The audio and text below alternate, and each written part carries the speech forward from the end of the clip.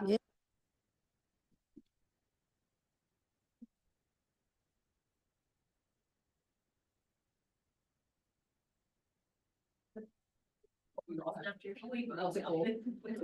Multiple packages of the second they learned the first one and the third one didn't get the first one. Gotta make sure. I'm gonna warn you, but I bet you still break it for me. I'm about to say, I'm being trying to be real present here. Changes.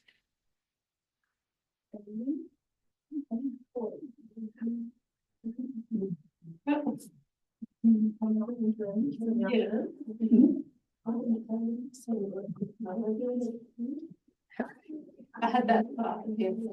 Hi Jesse, how are you? Good, how are you? Good. It's been a long time no see. I know. You've been busy. It happened. It's like you have to do them. Yes. Yeah. I'm trying to stay home a little bit more. Yeah. So. How's that working out for you? Oh. I was out of town for almost a full week last year, but it just kind of comes in, segments. Yeah. Yeah.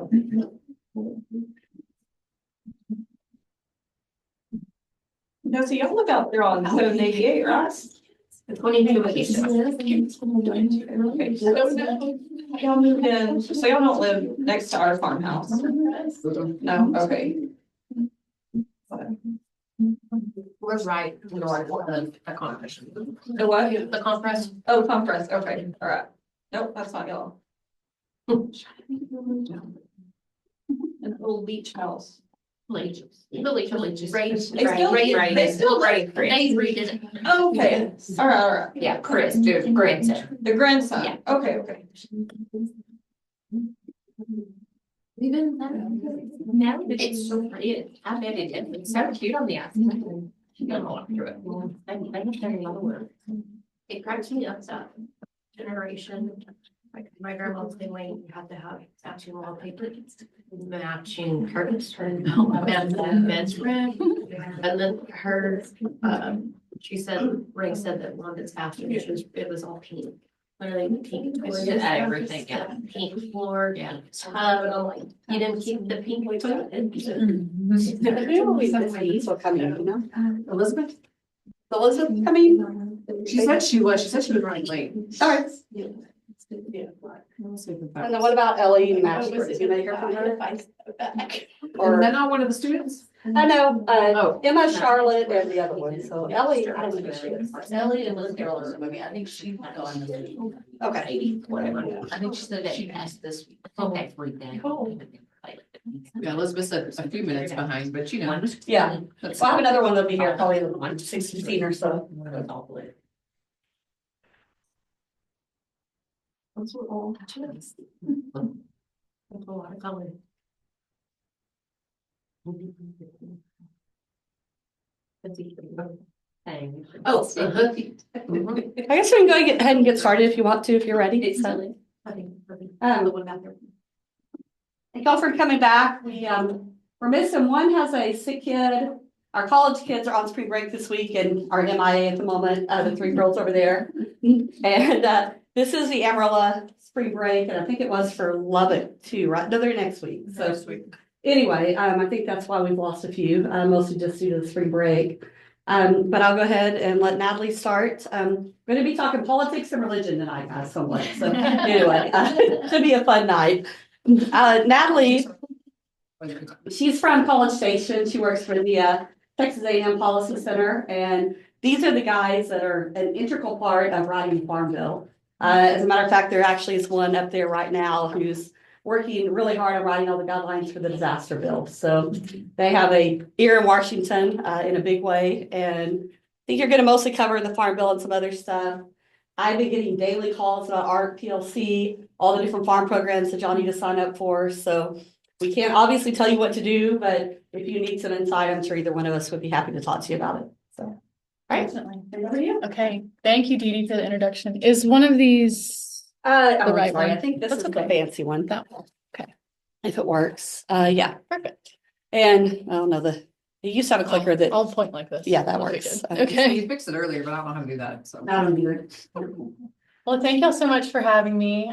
This is really fun for me because whenever I do extension presentations, it's usually to all men. And so this is exciting. This is fun. It's a nice change up. But like Dee said, I'm Natalie Graff and I'm at Texas A&M with the Ag and Food Policy Center. We're housed in the Ag Economics Department. And yeah, I kind of call us at the Policy Center a go-between between producers and Congress. So I'll get into some more specifics of what we do, but before I start, I'd kind of just like, since we're a smaller group, like to get an idea of what people in the room are doing, like if it's more crops or livestock. So if y'all wouldn't mind, is that okay? Can we do just like a real Absolutely. brief introduction with like names and just like something about your operation or what I'm Kim. I work in cotton. We're a merchant for cotton, but my family, we do cattle horse and we do crops as well. Vanessa, so we've got land here in Hill County and whatnot, so mostly cotton, and then I have a background in equine, so I've been advocating for the HPA. That's been going on, that's been fun. I'll talk about that here in a minute, but yeah. Krista Keys, I'm the agronomy agent for Curtis Castro Hellman. I'm Jessie Sure from here. We have a row crop farm and we also have a direct to consumer meat and produce market here in town. I'm Sheila Foster. We farm and ranch cotton. Used to say corn and mallet, but we dropped corn. So we're dropping.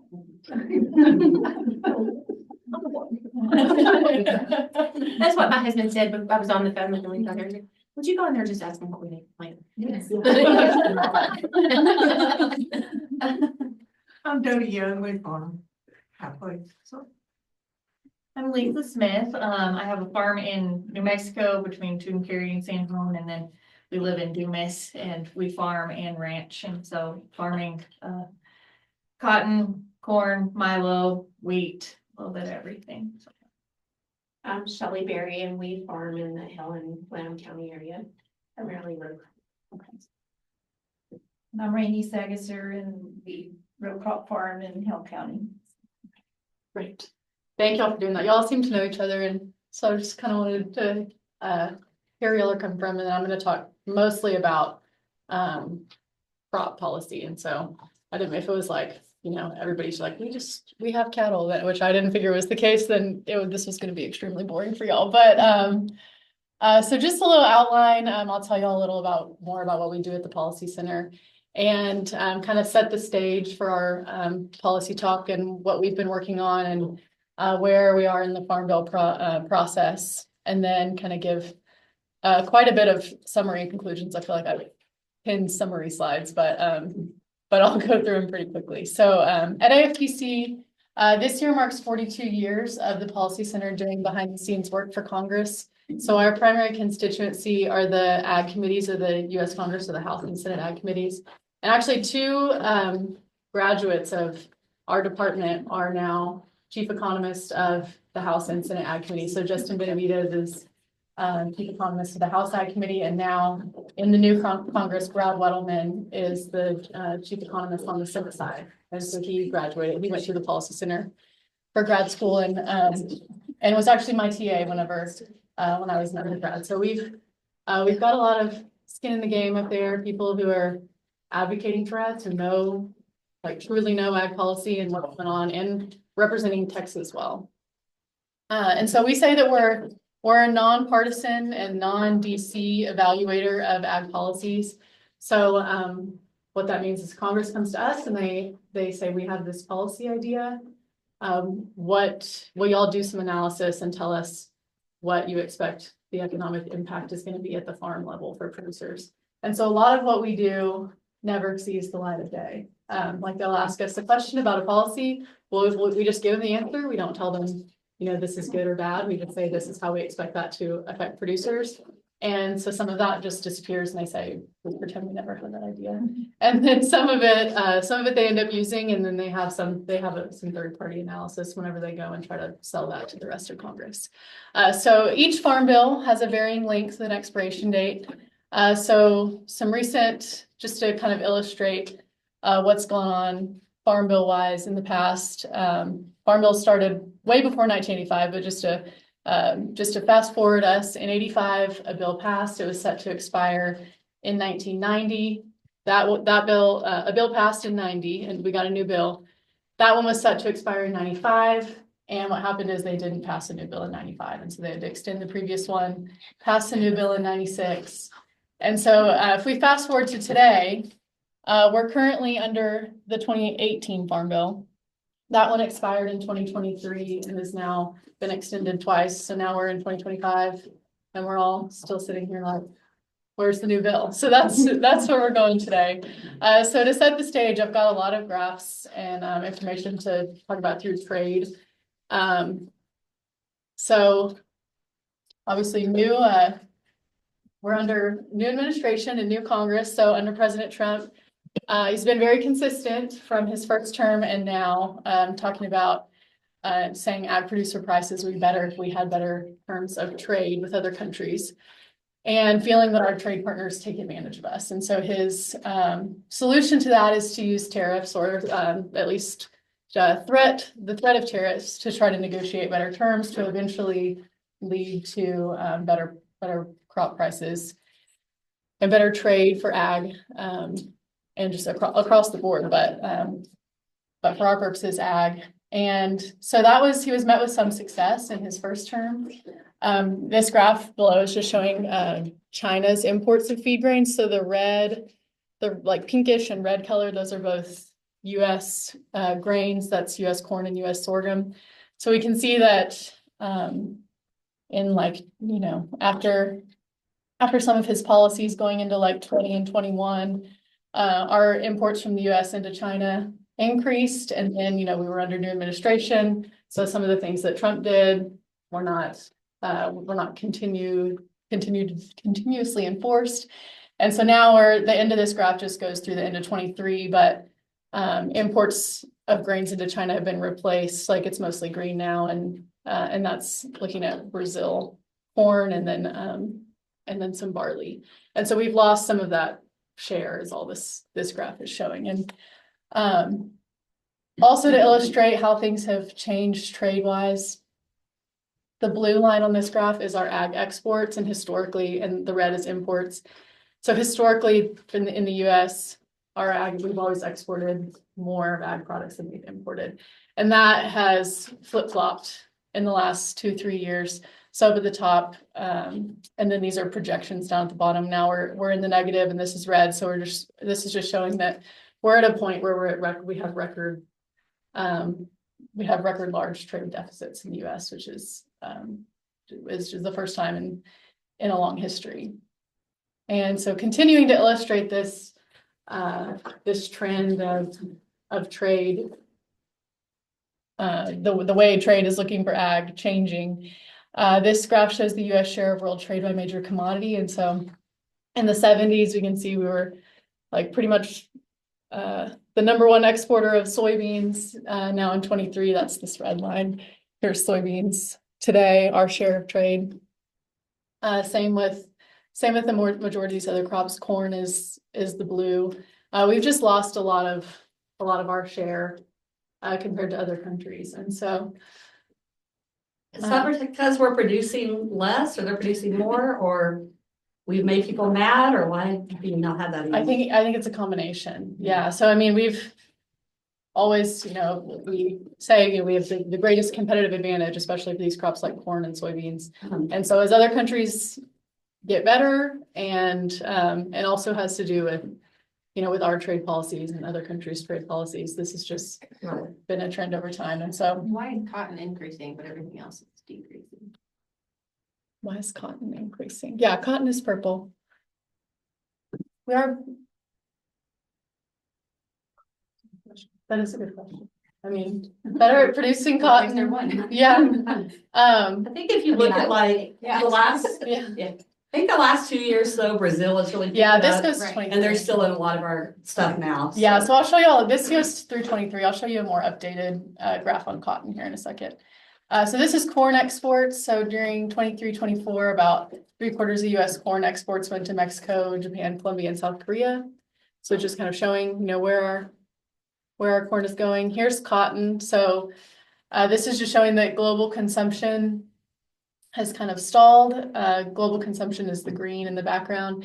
And then this is more recent, going through 24, 25, and showing that that Brazil's production is rising and their export share is rising.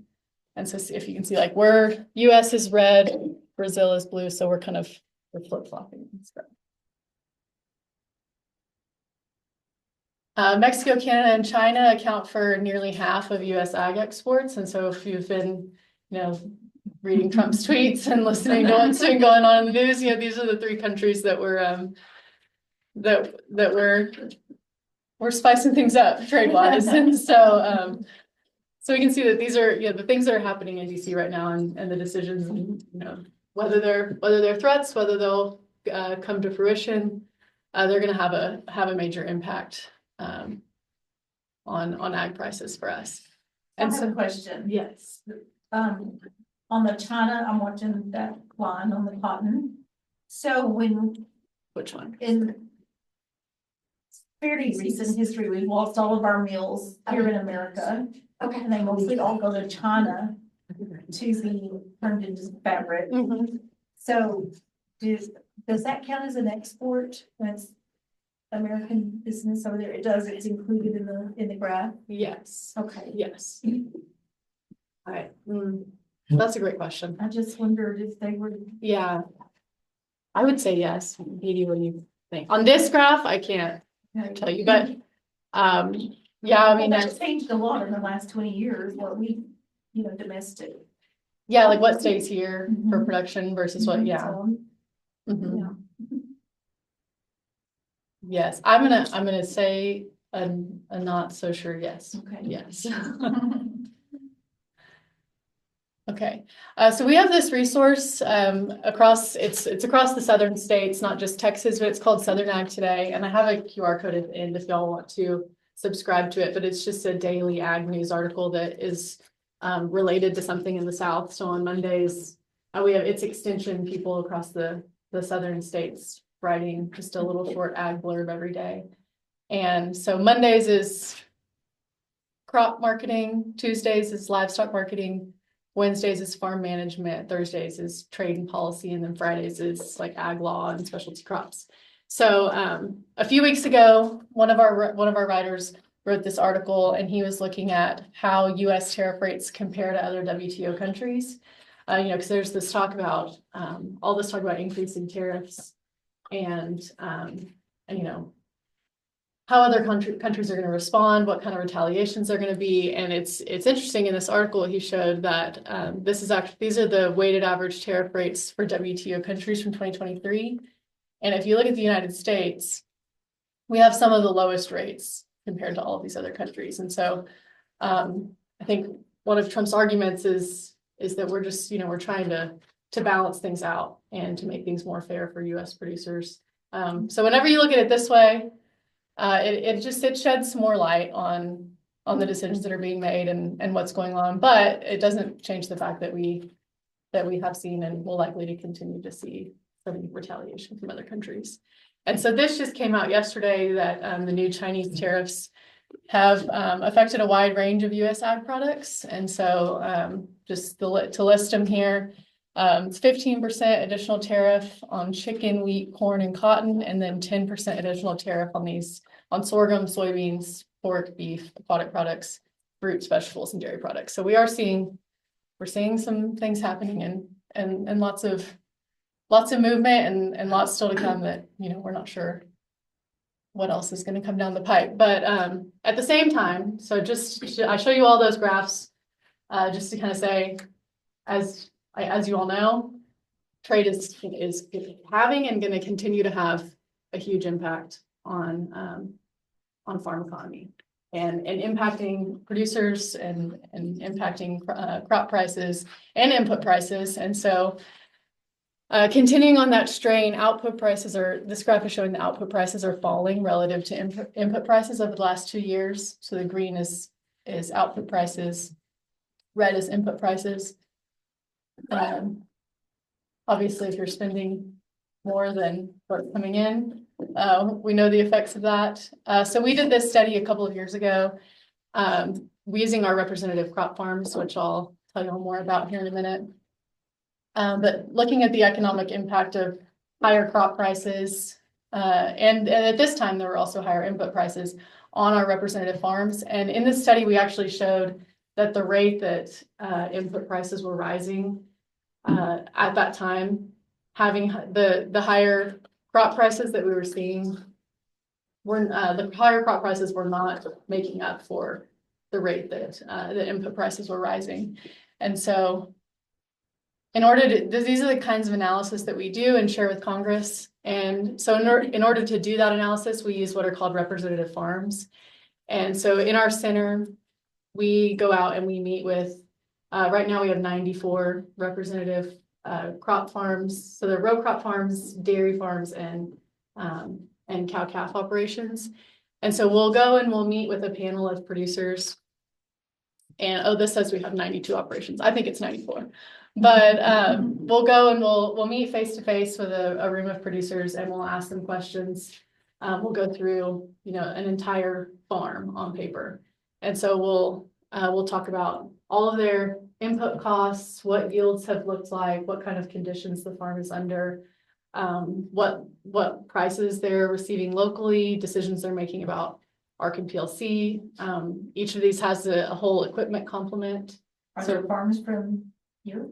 Yes, yeah, we have a Dawson County cotton farm, and yes, and then we have an Eastern. Up in the Dumas area, I think, that has one. Okay, we have some grain farms up here, and then we have like an Eastern Caprock cotton farm.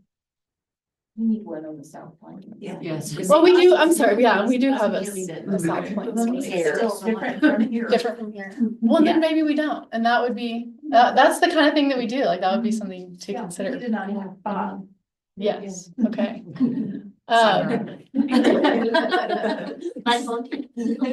So that, yeah, and we'll need panel members. We'll need people to come and sit on the panel and share information with us. So then we'll come back and we'll put all of this information into our model, and we get price projections from our partners in Missouri at the University of Missouri. And so what they do is they project out prices into the future. And so we put all this information in our model and we project out usually like a 5 to 8 year projection. And so then that's what we use when Congress comes to us with a policy change idea. And so we have this baseline of, you know, this is how these operations across the country look right now under current conditions. And so we can go in and we can say, okay, well, what if you can make changes to the PLC program or changes to the ARC program? And here's how we expect that to affect actual producers at the farm level. And so, yeah, here's the locations of all of our crop farms. So we have, oh yeah, the pointer doesn't quite work, but in the Panhandle, higher up, we have some feed grain farms and then a few cotton farms close to here, a ranch and a dairy in this area.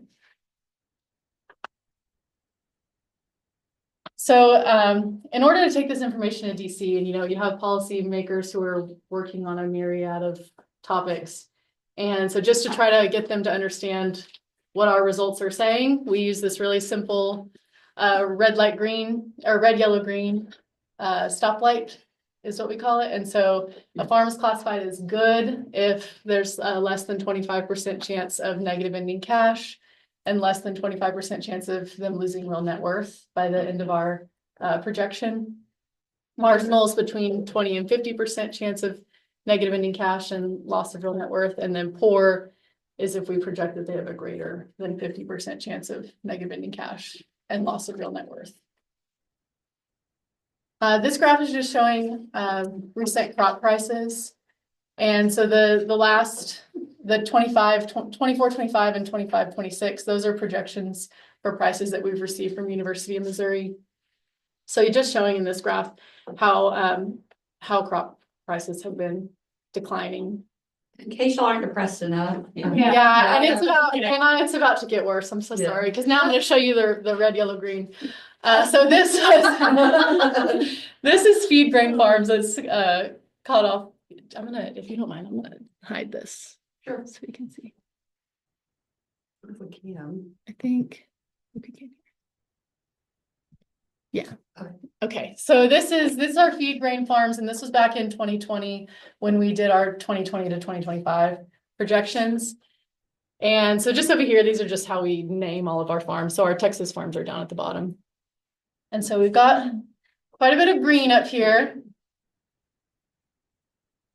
Oh, it's losing the dramatic effect. No. Okay, and here we have today. I'm so sorry, I have to do this to you. So when was the last one? Just 2 years ago or? This is 2020. Oh, okay, So projecting to 25. yeah.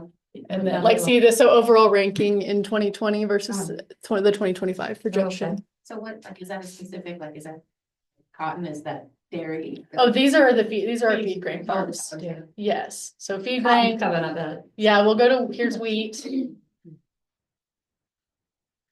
Here's wheat and current.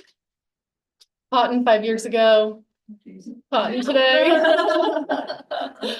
Our rice farms, they didn't look that great 5 years ago either. And then even worse today. Our dairies 5 years ago, dairies today, looking okay. And then for some positivity, here's cow-calf 5 years ago and today. So there's, So here's what you plant. we end with this. Yeah. So this is just to show y'all, just, you know, the kind of information that we're sharing with Congress, so that, you know, this is us trying to represent what's actually happening at the production ag level, at the farm level, in a way that they can absorb and really, you know, I mean, just going back to cotton just for a second. I mean, they're able to look at this compared to 5 years ago and understand, okay, like farm. So Yeah. Yeah, do they look at it and just think that we're all idiots? Well, no. So what we've been working on then, is, so on new farm bill stuff, kind of what we've been asked, over and over is to relook at reference prices. And so in the 18 farm bill, they passed this effective reference price, which just basically is that if prices are increasing, then the reference price can go up, and the reference price is the price that's used to determine ARC and PLC payments. It's basically just a You're all safety. nodding, so I Yeah. feel like it's. I don't know what I those are, can't. right? Our PLC revenue. It's basically just a safety net. And like corn is what, 370, I think, originally, and they're set way below the cost of production, so. Right, and so the question is, do these need to be updated? And so what we're trying to show, what we're trying to show with those graphs previously, we're trying to show that absolutely they do. And but in the last farm bill, they established this effective reference price. So just meaning that reference price can increase if you know, with prices. And so for a few commodities, this was effective, and it did lead to an increase in reference prices. But not for all commodities. So, and that includes seed cotton and peanuts. Basically on this graph, it's just show if it's red or green up here, then that basically, just to look at this quickly, showed that those crops, the effective reference price provision for those crops did lead to an increase in reference prices. That was not the case for seed cotton and peanuts. And so this adds to the argument, you know, they still need to be looking at reference prices, even though they had this provision that would allow them to increase. And so this is for 2025, this last column, these are the effective reference prices. The column in the middle shows what the statutory reference price was set at. So you can see that corn, the statutory reference price is 370, but the today reference, the effective reference price that'll be used is 426. There's also an increase for soybeans, a little increase for wheat, none for seed cotton, an increase for sorghum, peanuts is the same, barley's the same. And then we have some small crops. We can look at any of these other ones if y'all want to. And then you can see at the bottom here, there was also not a change for the long grain and medium short grain rice. And so not that this effective reference price provision didn't do what it was designed to do, it certainly did, but that with cotton prices and rice prices, it didn't help out those commodities. So where are we today in the Farm Bill? So we're under a new Congress this year. I think this is this is positive compared to what the previous four corners looked like. So we have Chairman Bozeman on the Senate side, who was the previous minority leader in the Senate, is now the majority leader. And then we still have Chairman Thompson on the House side, and their bills, or their bill proposals with what's out there right now, they look much more similar, obviously, than the last Senate majority and Chairman Thompson's bill. So hopefully we're gonna see some movement this year. But just to kind of quickly go through some of the changes that were proposed last year. So we have in the middle is the House Ag Committee bill that passed out of the committee last year, and then the Senate majority from last Congress. So is that when the Democrats were in charge? yes, yeah, so I added that, the last Okay. Congress in there. So this is the previous Senate majority, what they put out. And so really what we want to focus on here is the middle column, because this is likely what the current House is still gonna be shooting for their bill to look like. The last column is just to show, because this, this is last Congress and they're not in leadership anymore. But it's just to kind of also illustrate like why a farm bill didn't get done last year. They were just kind of, they were not aligned on these things. So some changes to ARC, increasing the guarantee and the max payment. The House bill has a provision to add some up to 30 million base acres for farms where planted acres exceed like base acres. So to give people whose base and planted acres aren't matching up, an opportunity to have some more base acres covered. I was talking to Joe yesterday, to Dr. Outlaw, and he was saying that if something is going to get kicked out, in order to save money to pay for other things in the bill that they want to have happen, this is likely going to be where it comes from. I hate that because I'm old. According to Joe, he works about 50 times today. We had a conference call. Seasoned.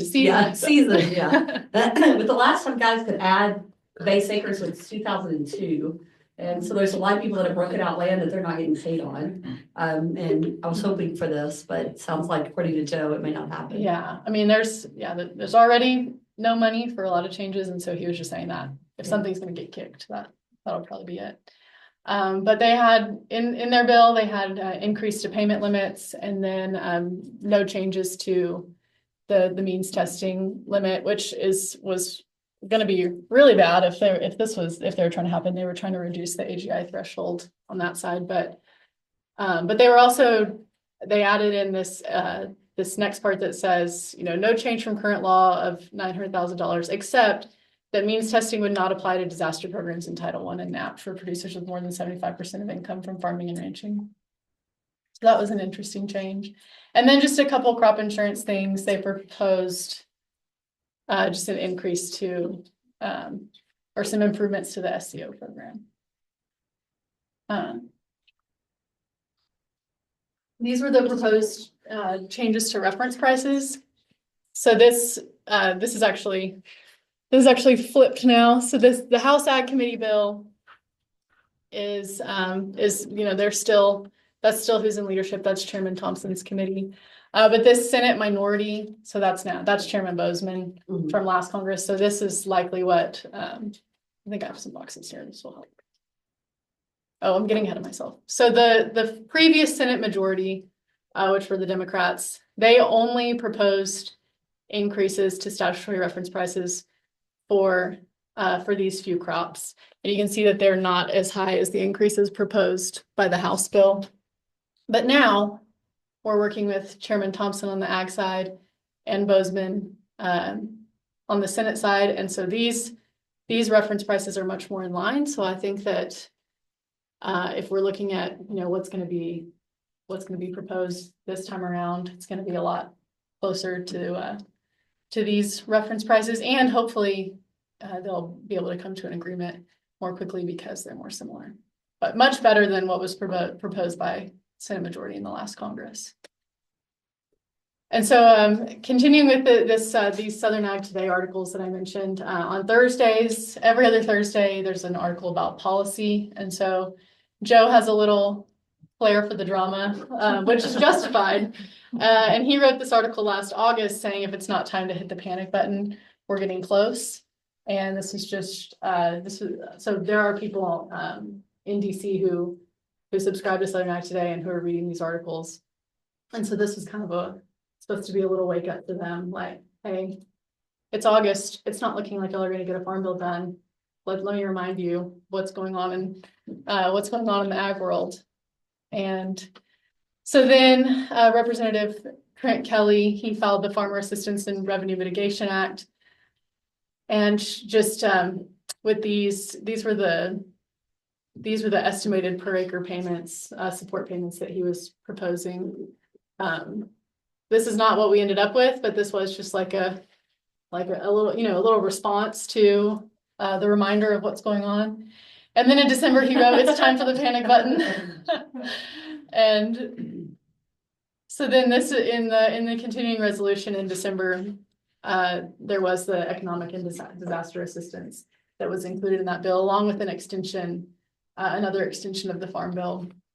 I've been getting a lot of questions about that. My understanding, the way it's gonna work is it's gonna be the 2024 FSA certified acres, right? Times that amount. We just don't know the percentage yet, so. Yeah, so it's probably going, this is also something that Joe and I talked about yesterday, is that likely in the first round, so these are per acre payments for these crops, and it will be based on 24 acres. And so likely there will be a first round of payments that will be 85%, I think is the guess. And then if there's still money left over, then there might be a second round of payments, but likely 100% of this per acre payment is not what producers will see. So you cotton guys, whatever y'all grew last year times what, $85 an acre? And it was your first certified crop, right? That was your certified crop, yeah. Mhm. Times 85%. Times 85%. And there's more this summer. I keep bugging Bart about it. He's writing it right now and he works with Natalie. So he told me to think ERP1 phase 1. So the ERP payment y'all got in 20 and 21, he said it would be similar to that calculation. You may know more than I do, so. That's good. And then just this side note that in addition to the economic assistance, there's the 20 billion in disaster, for all of the hurricanes and to cover drought losses and things like that. And so that'll be for losses from 23 and 24. And that, we're not sure what that is going to look like yet. But this, they should be rolling out sometime this month, according to what they said in the CR. So hopefully that's coming soon. So then in a more recent article, Joe wrote why the current economic downturn is so troublesome. And so in this article, he's talking about this first line.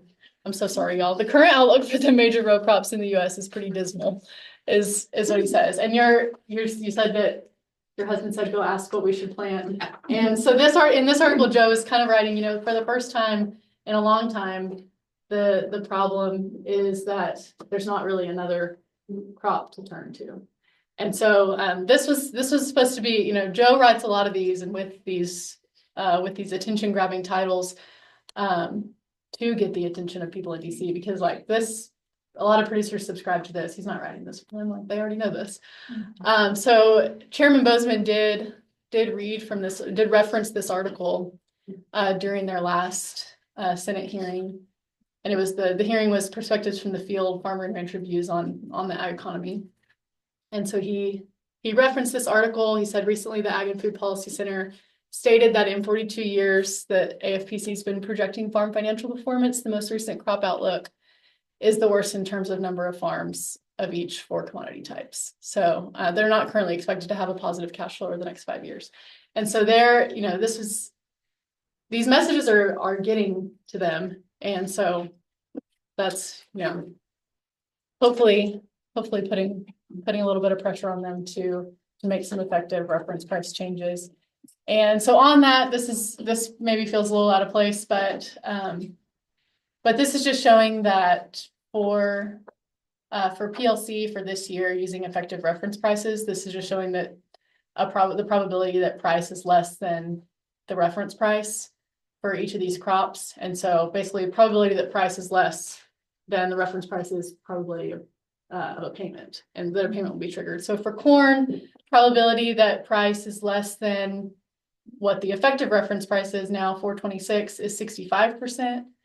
For soybeans, probability that price is less than the 966 reference price is 54%.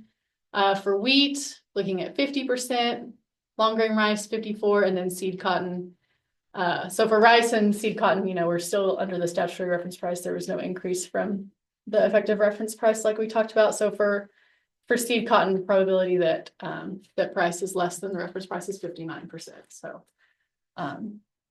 So just to give y'all a little, just a little info on PLC if you're still making those decisions. So path to a new farm bill, the government's only funded until March 14th. So Speaker of the House is talking reconciliation bill. Leader in the Senate wants a farm bill soon. So most likely is going, Joe wrote this bullet, most likely is going regular order after government is funded the rest of the year. That might make more sense to someone else. It makes no sense to me. But at the end of the day, Joe Outlaw thinks that the farm bill happens this year. Now, whether it's in the normal way or if it's in one of these other part of reconciliation bill or some other way of getting the bill done, we don't know. But he hasn't said that for the last 2 years that he believed a bill would get. Joe done is this about year. the most pessimistic man on the planet. He is, so- yeah. Dr. Doom is what we call him. Yeah, that's what I feel. So if he By says his- it'll get by done. his eye-catching title. Not- They're effective though. They They get are the effective. attention. So then also what, new stuff going on now, we have new administration and Brooke Rollins is our new Secretary of Ag. So she really is more of a political person than she is a policy person. So her learning curve is huge right now, just kind of like drinking from a fire hose, and especially with all of these major things going on.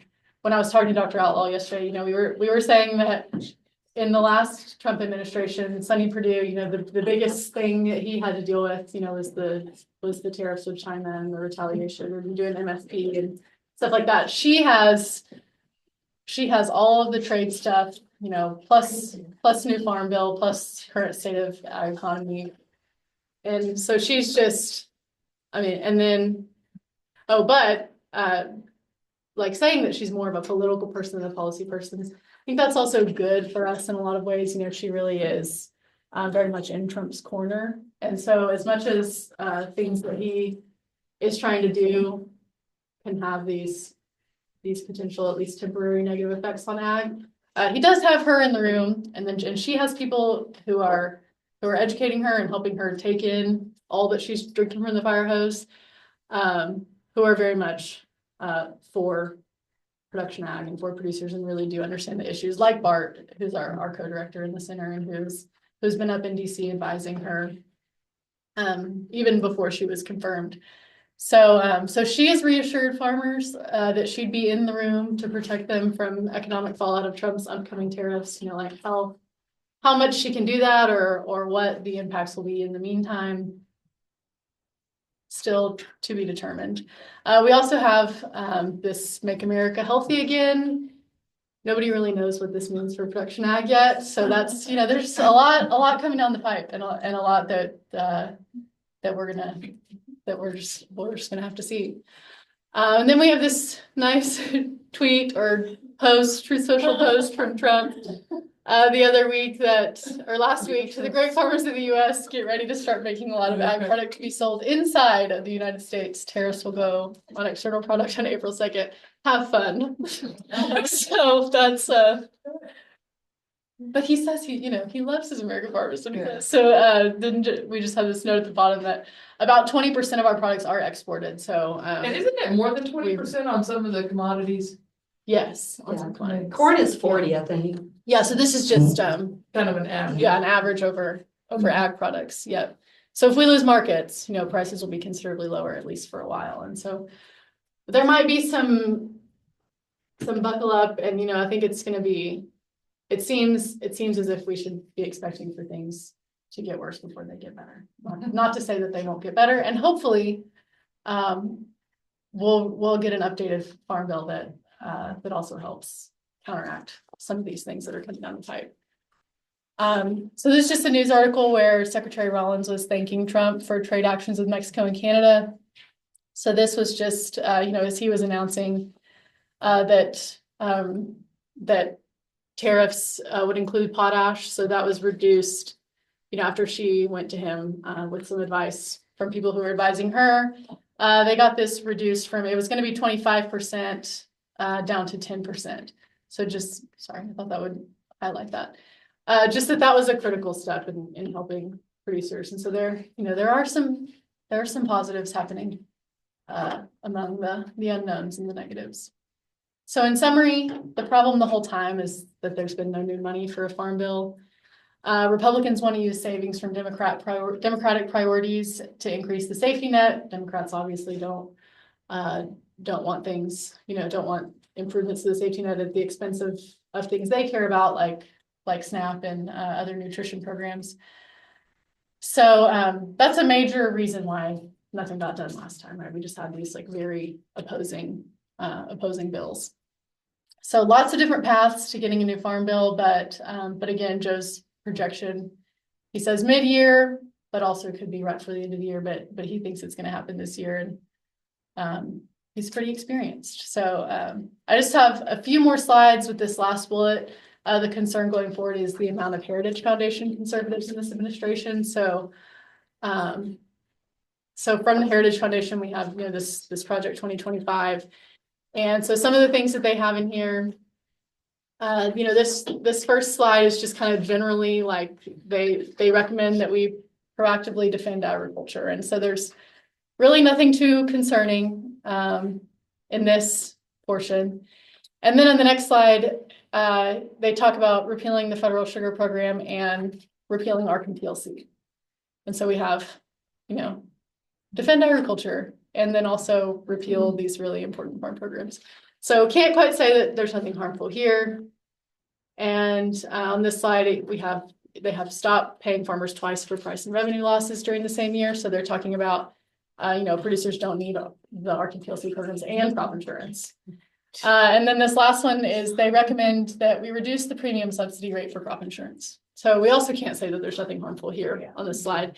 And so this is just to show, this isn't supposed to be I'm not the doom and gloom like Joe is. It's not to be a scare tactic, but just, things that are moving and happening. So are these guys actually in Congress or are they lobby groups? So just his point is just that there are lots of Heritage Foundation people in the administration. So lots of people with these views that are in the administration. That are in the administration, and there's talk about we need to reduce spending and do all these things. And so just that these are some of the people who may have some say.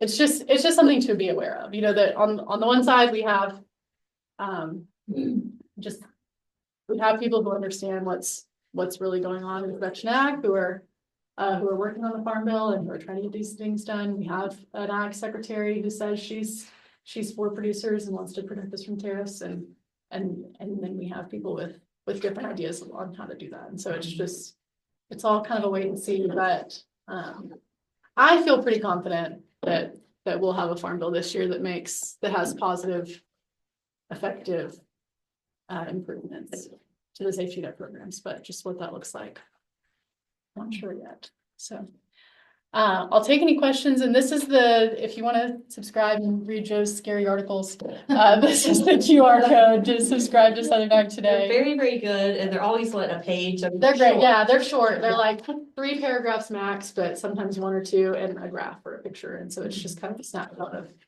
of what's going on. And I do have a couple slides on the program choices. ARC and PLC and SCO, and then stacks for seed cotton, if anyone is interested in these.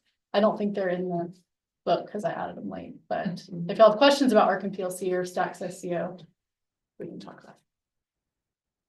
I've got to give this presentation tomorrow, so I'd love to hear what Jeff has to say about it. About this? Yeah. Oh, well, I am not I can just go through it. Yeah. So great. So this is commodities besides seed cotton, because seed cotton we also have stacks as an option. So this is everything else. There's the choice between ARC and PLC. And then if you go ARC, there's county or individual. Individual is really just, so individual, you take a bigger hit to base acres. It's 65% of base acres are paid on instead of 85%. So most people don't take individual unless they're pretty sure they're gonna have some prevent plant situation, or they look way different than the county. Like some people in Colorado, that's popular out there. And if they have really high yields, right? Yeah, like if your yields are really different from your county, and yeah. And you then- mentioned a prevent plant situation. What do you mean by that? So it's not as relevant today, because when you sign up for these programs, there's much more unknown. But when they were making this choice, right after the 18 bill was passed, you made the decision for 2019 and 2020, but it was like already into the 2019 crop year, and there's all that flooding that happened. And so like Mississippi, Louisiana, and Arkansas. And so a lot of people had, and out here, I think too, there's tons of prevent plant. And so the way that ARC individual works is it uses your individual yield. And so it works on prevent plant acres. And so basically you got the max payment. And you would if you had prevent plant acres, but. Which in eastern New Mexico, they did a lot of prevent plant for the drought, Mhm. so Yeah. I'm just curious. Yeah. Kind of how that would work. Our CED was speaking about a week ago to a group of us, and he was saying with Floyd and Hale County, he felt like more farmers should look at the ARC individual because of the way our county yields are. So Okay. I had never, Yeah. I don't. Most people don't even want to go near Yeah, it. Yeah. yeah. And it is more. I think all the ladies in the office were back there dying because it's a lot. Like, what are you work, gonna to bring in yeah. 5 years worth It is. of your production, and they have to enter that. Right. So I had never really. Well, the other I've thing never is, done it, our so- county pays 85% of your acres, Mhm. and our individual is It's 65%, so. you have to really, You yeah, have to you have to really really good. know what. it's Like looking really good. We do have an ARC individual calculator. So we have a decision aid at the Center for ARC and PLC. And if y'all, we can get the link sent out if y'all don't. Well, it's just on our website. It's AFPC. afpc.tamu.edu. Yeah. And 85%. 85%. And there's a link on there that says, I think it says PLC ARC decision aid. And you can go and enter your farm numbers, your base acres, your PLC yields, and it'll calculate some expected payments. And I wish I have some slides on it. I don't know how much. They're just not on here. Can I ask you a quick question? Yes. Do y'all keep track of like back in the day, Joe and some of the professors at Tech would say that the crop insurance program is the only government sponsored program that if you took an average of 7 years, it ends up in the black. And so, like, do y'all still track that? And is there anybody that could track it so that when they get to going about this crap about they want to lower the premium Yeah. that the government pays, you can say, hey, this is the only program that operates in the black if you take it over a 7-year average. I don't know if they've looked at that again. But it was, we I mean, should. it did it for a long time, and I think Okay. it still is. Yeah, I'll make a note about it because that would be good. It would be good to look at it. Because they're always trying to talk about cutting it, but they don't ever mention the fact that it's actually not really taking money from the government like the other programs. Right. Yeah. You're the stack, you know way more about stacks than I do, so. Yeah, we can And- go into stacks. Yeah, Is that- I was just gonna say, in a year where PLC looks like it might pay, Mhm. should they consider SEO or should they, instead of stacks? I mean, Yeah, the so subsidy is less. So that's the bottom part of this is, so we went choose ARC and you have the choice between county and an individual, and then we have, choose PLC, then you can still buy SCO and on all crops, not just cotton. But you can do stacks too. No. No. So then so this is for making decisions for cotton. So you can get stacks or SCO, can't have both. And if you go with stacks, then you can't get PLC or ARC. Oh, that's right. You can't do. But if you take SCO, you can't get ARC, but you can still have PLC. I don't even know this slide says. Or you can take ECO and not. Or you- Or you know, it's just. Yeah. It is a game. And how do you make all these decisions when it's like, what is the harvest price gonna be? How? Yeah, when it's now in 69 cents. Yeah. Right. So, I know it's already March 11th and these decisions are like right now, but, it's closing dates in 4 days. But we do have, an SEO payment calculator, a stacks payment calculator, and then the online, those are both Excel files, and then the online ARC PLC decision aid. And so if you wanted to look at your particular operation in our calculators, I don't know if I have permission to send the calculators out, but I can ask, and but otherwise I can certainly, like, if you could call and I could help you, I could walk through it with you, and I can do that. So you take things on Friday. I realize what's that? 16 cents. I don't know. You kind of scared me, but Park and PLC is not till April. Not till April 15th, sorry. Like, what? I'm so sorry. Johnson, I am so sorry. Insurance. Yeah, the insurance sales closing date. Yeah. Is You need to have, you need to do it by this. Yeah. But your stats, your SEO has to be done by Friday, No, by Monday. The Yeah, 15th. your Oh, your yeah. stats I'm and sorry, your I'm sorry. SEO have to be done by Yeah. Monday. And so in that vein, it's like, well, then you kind of need to know. what Yeah. you You want gotta to know do. what you need to do. Yeah, exactly. Unless you're like, I want to go PLC and then you can do SEO. I was supposed to have a crop insurance agent here tonight, but y'all know how it is. She's got a kid who's a senior, he's in Houston. Then she has some aging parents that are having multiple crises, so she won't be here till April. But I did ask her, and she said the only thing to think about with like SEO is, two things, is one, look at the county average guarantee. Because if it's really low, which it's been dropping on a lot of crops, it may not be high enough to really ever trigger much of a payment. So she said definitely check that, because if you've got irrigated, milo or something, and you could get 100 bushels and the county guarantee is 40, you're probably not gonna get much of an SEO payment. And she said the other thing to think about in this year is that the premiums are due in September, and you may not get your payment till like June, so you gotta wait almost a year. And can you, at 8.5% interest, operating line of credit interest, can you carry those premiums for that long? And is that worth holding it? Just wondering if you're gonna get a payment trigger. So she wasn't for or against it, has some real advantages, but that's the two things that she said to think about. So That's the crapshoot it all. Yeah. that was a total crunch. And that, yeah, and that's why we developed the calculators that we did, so if you want to look at, I mean, it's still not guaranteed that that's what it's gonna be, but it gives you a little bit more. Make a decision off of, and we have all of those county, yields pulled already, so if you wanted to talk more about it or look at your particular opeperation. I'm sorry, I know I came in late, but No, did you're y'all good. talk about the disaster payments that were supposed to have already been signed up for, or is that? Yeah, a little bit we did. I don't, Because I talked to one guy from one county and they said that they just signed up. But our county's still saying that they don't have a sign up. And so I'm wondering if that guy was confused on what he signed up for. maybe so. I haven't heard I haven't anything heard about all. a sign up, yeah. If you have a brand new producer coming to you, how would you explain this to a 5-year-old? Yeah.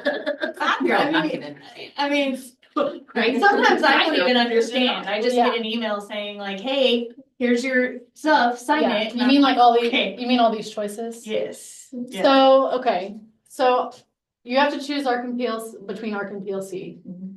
Those safety net programs are free, right? And they're based on your base acres. And so you go and you select one of those programs. And our decision aid for that is pretty easy. Like I can even pull it up and show it to y'all if anyone just wants to see it when we're done. I've actually got some slides on it. I can pull up too. Okay, Yeah. because that I really recommend y'all using, especially since we have till April. So that's probably like simplest, just like that is a choice that you gotta make sure you go sign up so you don't miss those. And then when considering crop insurance, everybody buys, has their underlying policy. So it's, if you want additional crop insurance on top of that, you can look at stacks or SEO and stacks if it's cotton. But just be aware that if you choose either of those programs, if you choose either of those crop insurance policies, then you limit what you can do on your safety net policies. So stacks, you're out of Arc and PLC. SEO, you can still take PLC. This is probably an ignorant question, but I'm gonna ask it anyway. So why don't they make the date the same? Oh, they make the Like, date, yeah, okay. like, why do we have? So, I know you it's really had have been, to, I Arc just- and PLC used to be March 15th. Yeah, They this is moved- the first year, different this year. They moved it to April. Okay.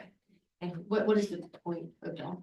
Really like separating them, because this all affects what you do next month, so you really decide. So you really, yeah, well, and that stacks and SEO have not been, they're not unpopular, but they're not as, everyone's not considering stacks and SEO, I guess, and so it's just giving people more time on the farm. I think program. it's people wanting. And that might be. Yeah, And that's it, that's our neighbors like, at FSA, and they're considering all these things. Yeah. They're operating. Exactly. They're operating. separately. You want me to pull up the analyzer? I've got several farms already on here. Let's do it. Yeah. I want to show you how easy it is so that you'll use it, because I think it's helpful. And I want to show you how to use it, because it can be looking at the mean payment. Yeah, so in my. See, I ran a bunch for a farmer in Hill County yesterday, Perfect. so we should be able to, if it'll work. Where's my Google?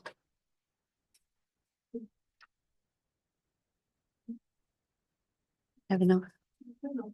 Does it need to be like drilled over? Yeah, it does. I just can't drag it. There we go.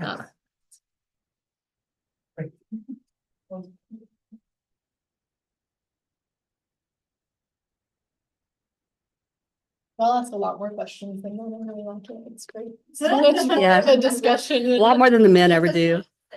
That's Yeah. true. That's so The guys just stare at you and fall asleep half the time. So, What they do is they text me afterwards, like when I'm like walking out the door. and I'm Okay. like, I was just wondering. all these farms here, the Castro County farms, those are all from yesterday.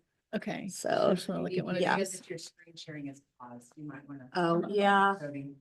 Oh, let's see here. You hit the share button. If you stop and reshare the new screen. Yeah, we can try. I'm not overly great at this. Let's see what happens. So do this one. There we go. Okay. Perfect. And then let's just say see Yeah, so if cotton. you go to our website and Here click we on go. the decision aid, you'll log in, which you'll just put in your email address and make a password. But I'll let you handle it. write your password down because it's not retrievable. I mean, it is, but we have to deal with our IT guy, and that's different. New email. Yeah, that's true.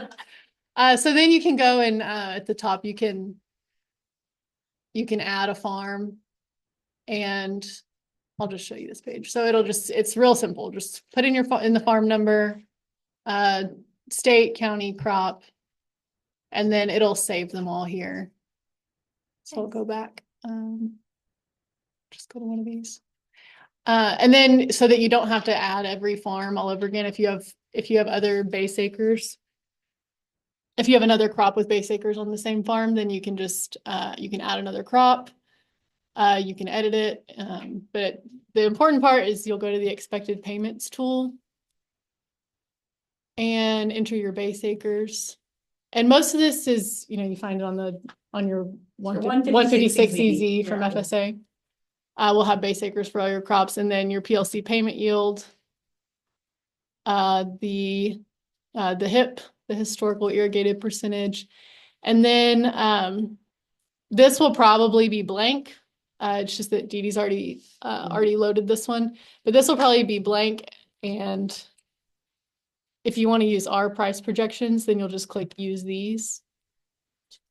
What? I don't know what I did. There's a little X at the top right. Yeah, there you go. Okay. Say use these, and it'll fill this in. So that'll use our price projections, and it doesn't just use this price. We have 500 prices. It's a distribution of prices that it's using to calculate potential outcomes of payment. So it has some risk around it. So, But what you can also do, you don't have to use our prices, say like, I want to see what this would look like if I think that price is going to be 33 cents or whatever it is. And you can look at it under several price scenarios to help make a decision. But then you say calculate. And you come down here and it'll tell you expectations for PLC and then expectations for ARC, and it breaks it out into irrigated, non-irrigated. Now, what you don't want to do is just look at this number and be like, oh, that's going to be my PLC payment. So if you click on it, it's like has this little dotted line under it. If you click on it, it will come up with a distribution, some probabilities of potential payments. And what the number, I actually wish it didn't do this. What the number that it's showing, the $6,000, that's the mean. And so it's taking a mean of all these 0 outcomes and then this 90th percentile. So, like 10% chance that the payment will be $14,000, and it's taking an average of all of those. And so I always recommend clicking and going and looking at this box.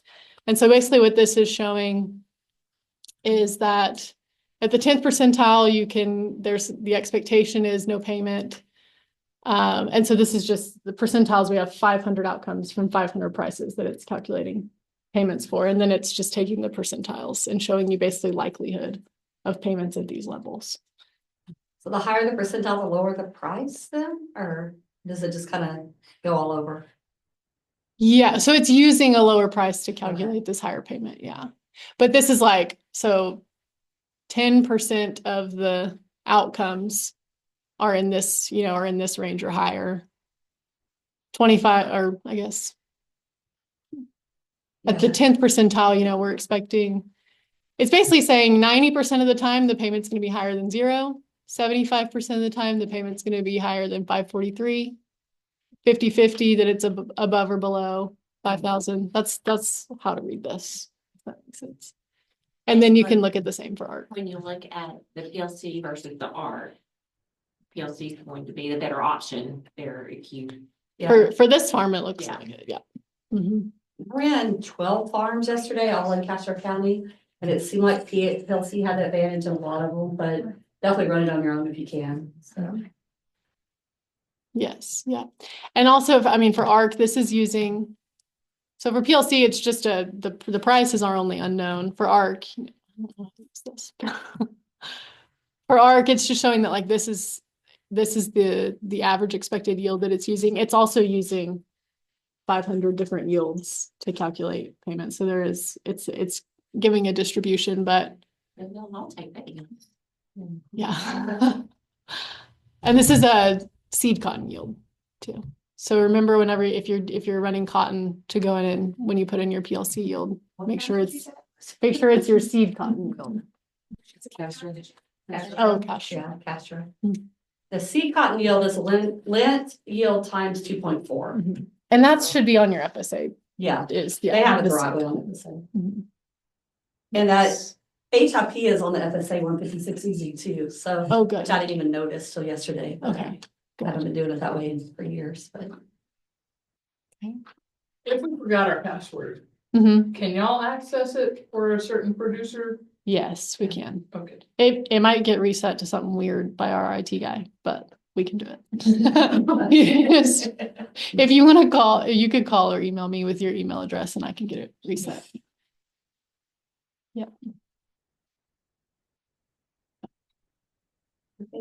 Yeah. Any questions on this or anything else? Thank you very much for Yeah. everything. Thank you. Want to take about a 5 or so minute break, 10 minutes, and just need some food or y'all might need a refill, we got plenty. How much is it a person? I forgot. 75. Okay. Then we will move on to Vanessa.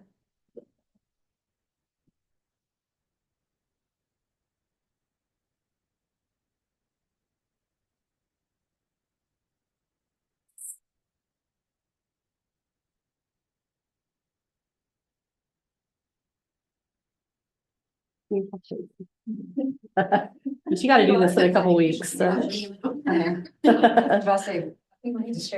Yeah, no, we can still share it, but what I have to, what you have to do, the reason it didn't work before is you have to hide the presenter view. Yes. And then once you do that, it works fine. Okay. So And yeah, I thought that she said that she got this to work on there. she did. Oh, man. Yeah. Okay, maybe when you present it, I don't know. maybe it's different. She told me we'd probably have to reload it or fix it again, but I have no idea how to do that. Yeah, I'm So, gonna let's go to Zoom. We'll share screen again. What was the other lady that was gonna be on? Yeah, she is. I think she may be from FSA. I don't know. Oh, yes, that's right. Okay, so we'll share that. Okay, And and then- then hide this. And Okay. then slideshow and From beginning, from beginning. and then I'm gonna see. this. And then let me hide the presenter view because otherwise it won't advance. Okay. That works. That would have been nice to know. Make everybody really happy. Okay, that one doesn't though. Yeah. Oh, it's the top one. Okay. Look. Sorry, I thought it was broken. Now that you're done. I was like, I thought she said it was. Okay. Interesting. Okay.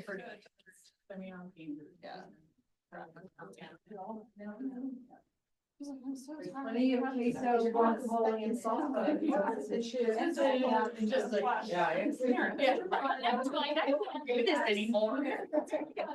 Yes, send me all the information. I need to give Ellie and finish that. They get new dates and then. No, okay. It's a little later. Well, I can get it up there. We've been sharing a lot on their Facebook group. Maybe. Yeah. I mean, I was tempting someday.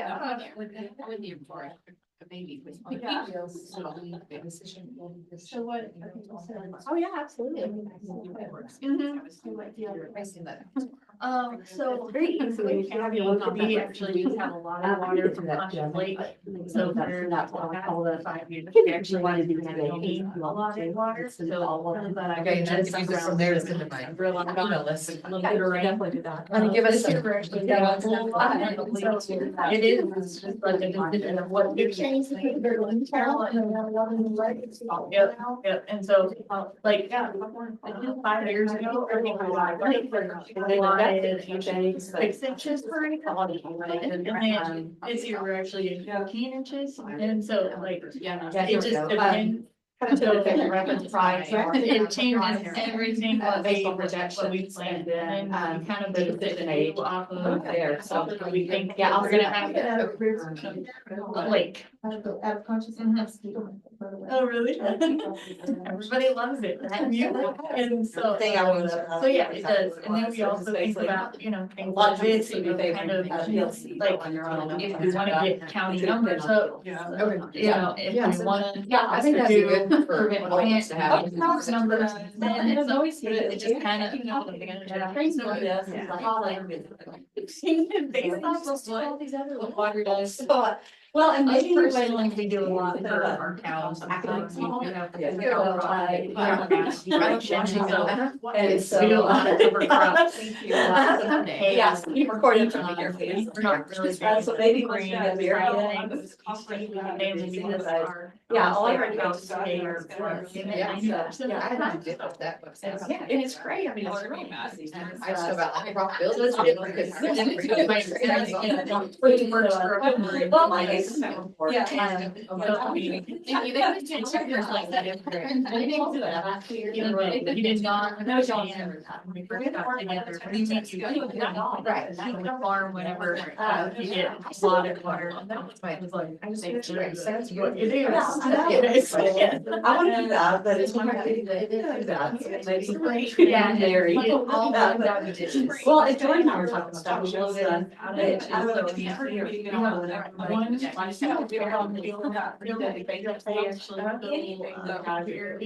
But is there one charity? I need 3 times. and no charity. He never shared that. He's not sharing a single one of Jordan's meetings that she's been on.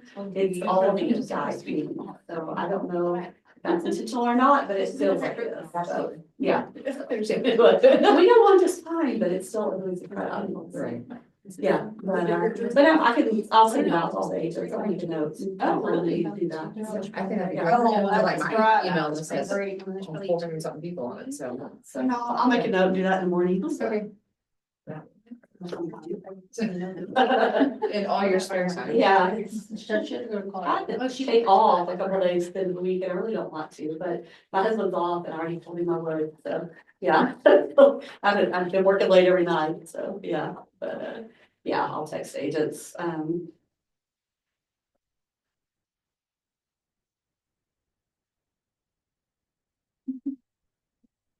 but no, it's, all they need is our 156 Zs and then. There you go. That'd be good to send out. Sounds good. I like to send it out. Yeah, I know. Good news, easy stuff, excellent. No. That queso was really good. I could drink the hot sauce. I mean, we have 2 more hot sauces, so you're welcome Yeah. to just start Really good. dipping out. I could eat my weight. Yeah. Angry. How are you? Like tired, but I'm glad I'm here. Good. Thanks for letting me come in. Oh, absolutely. Do I need to mail this check? I know you got it from me, I'll give it to Lucretia. And then if there's something about questions, Oh, you got a registration questions. we got it, so it was just like a, I want to have a paper ring on the. yeah, that worked. Thanks for that in the door. I wish it wasn't now, so all the weirdos don't come in. Oh, yeah, it's actually that song. I was thinking about the video. It was even worse. It's like, the Rejects, so it's not here today. Telling you, that part of It was like all green, I mean, it was all red. and The other day, we were here. You know, it's Yeah. kind of- That wasn't. It's like, you probably got bed bugs from the mattress. Yeah. And it's been sitting outside for a day, just like, this. What about you? Yeah, I have always called me every day to answer. that's email. Yeah. I've never seen, I've never seen so many guys with carryovers, you know, like, and bakers that are, you know, uncertain about financing. So, yeah, for some. How many years have you been? Yeah, Joe was on 30 days. No, I seen them last. My other two went to And the Charlotte. injections are Using. bad too. Yeah. Like 34 years old. Sit down and then, East side, east side. but he did say. What is the calendar going into? You're asking the same questions I connected, so. Yeah. Like. Okay, thank you, yeah. Are there any questions? Okay, you too. I said, like, what do I have tomorrow? He said, oh, Yeah. He said, all these other shows there, guys. Other people where she's from. Wait to start calling, yeah, trips. And he said, I think they're starting. That's a good point. I never thought about that either. I think we can go ahead and get started. I'm gonna introduce Vanessa Wood. Keep on calling you Vanessa Williams for some reason. I even had it wrong with the program, I think at first, but she is with Ag Women Connect, and thank her for our meal tonight, which is very, very good. So we appreciate it. A lot better than this. Yeah, a lot better than the sandwiches we can afford through A&M, which is what they had last week. And so she wanted to talk a little bit, you know a lot more about your story than I do, but she runs Ag Women Connect, which is a social media site that has what, 7,500, 8,000 followers? Possibly. Okay, it's a lot. I looked the other day, and about networking and just your vision, and I'll turn it over to you.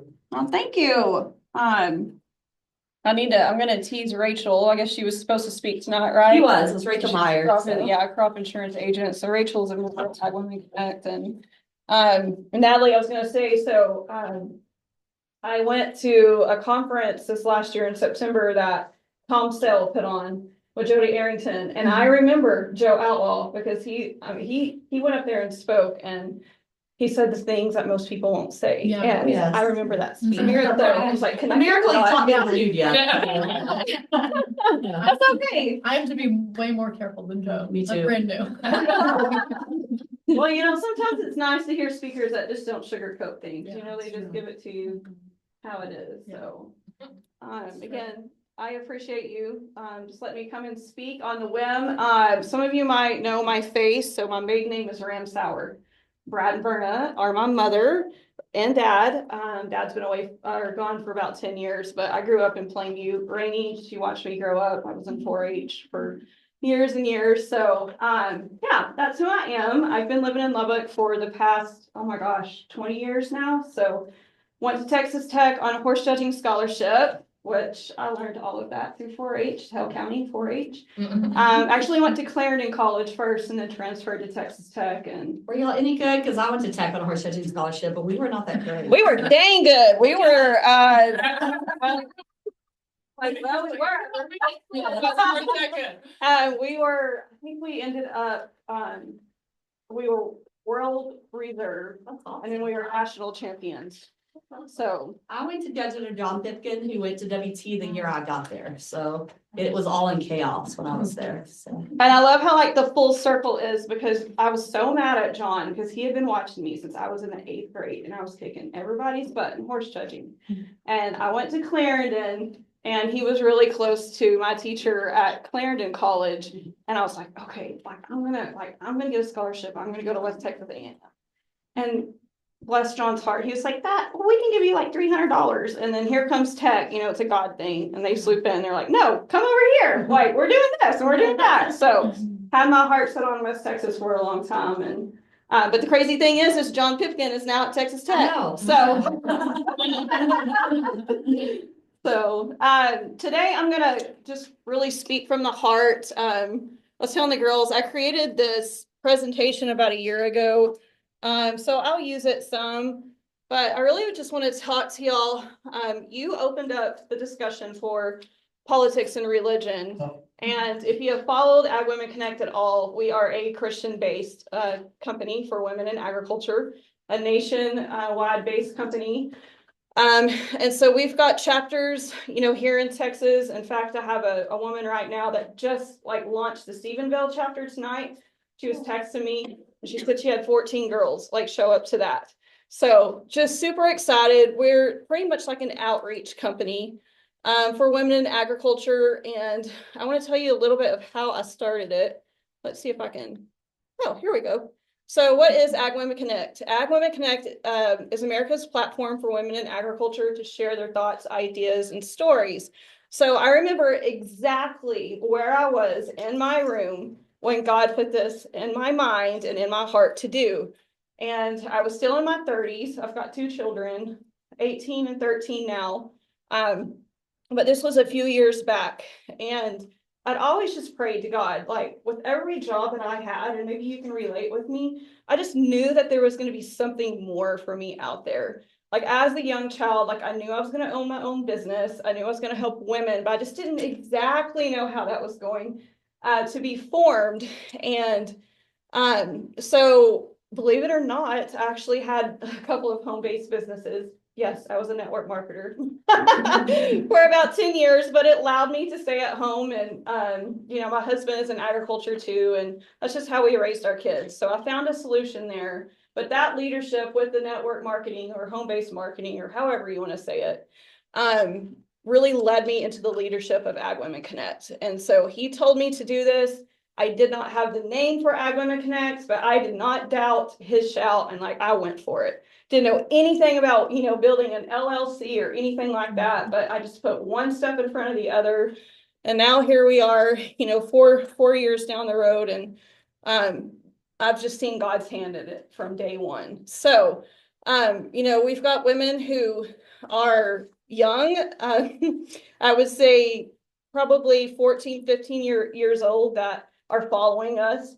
And then we also have women, of course, which are the matriarchs of agriculture that have been around for generations. And it's been awesome to see these women from different backgrounds and different interests in Ag Women Connect, the older women reaching down and helping the younger, and then vice versa. I don't know about y'all, but this younger generation coming up, they are smart. And I have learned a ton from them. So we've done a little bit of production. And we've got a contract with Your Home TV, and this is just one of our commercials that we put together. I don't know if it'll play. It might not play. You might have to use the mouse on the computer. Oh. I'll be excited if it does, because I don't think it ever has. it may not. That's okay. You can look it up later. But it's called Your Home TV. It's actually Kathy Ireland. Everybody remember who she is? So it's her little network. It's not agriculture, but we linked arms with them for a purpose because lots of people don't know about agriculture. And that's part about Ag Women Connect is like we want to advocate and we want to get the truth out there. So related to that earlier as I talked to women that still don't know what they want to be and who they want to be when they grow up. And so if you find yourself like in that transition, it's just really important to surround yourself with other Christian women who can lift you up and help you, find out what that is for you. All right, so I'm going to kind of go down another road and look at my notes here because I don't want to do an infomercial really for Ag Women Connect today. I kind of want to tell you a little bit more about my story and how I got involved in politics. So you can look a lot at the handout and kind of see where we came from, and you can get on Instagram and Facebook and follow us. But did you know that women who network 2 to 3 times a month are 70% more successful than women who do not? That's pretty powerful. So there could be somebody, in this room or in another room that you're in later. Say you go and want to learn about something else. There could be somebody in that room that is actually has the answer to your prayers. And I love saying that because I've seen that over and over, not only with my journey, but with other women's journeys too. So I really think it's important to get involved in different groups. When I first started Ag Women Connect, I was like, I'm absolutely like not going to get into politics. Like, this is not the road that I'm going to go down. And then I found out really fast through listening to women's stories in agriculture, to get things done, you have to be involved in politics. I mean, you do. You have to educate yourself.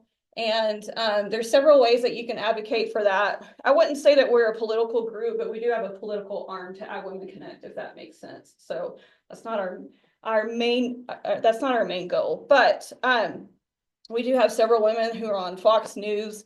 I don't know if y'all follow Stephanie Nash. She's a dairy farmer from Tennessee. She's a rock star. She's one of our advisors. And then we've also linked arms with Brooke Rollins. So we're having a conference in October, and I just wanted to speak to you about just like being bold and courageous and going out there and stepping in rooms where you don't know other women, because you never know where that's going to lead you. So I kind of want to give you a backstory on that, on the whole Brooke Rollins story. There is a good friend of mine that she's like a philanthropist. Well, she does philanthropy in Lubbock, and she's got her hands in a little bit of everything. And she's good friends with Charles Perry, and she works with Dustin Burrows a lot. And she kind of just took me underneath her wing, and she said, and I said, well, I'm going to go to Austin. And like my immediate like knee-jerk response was like, can I go with you? Okay, and that's where it really started. Like I got to meet Sid Miller, and Dustin and I, we speak quite a bit. I speak to his office quite a bit now, and she invited me actually to go to an organization called America's First Policy, which Brooke Rollins has been the president of that for many years now.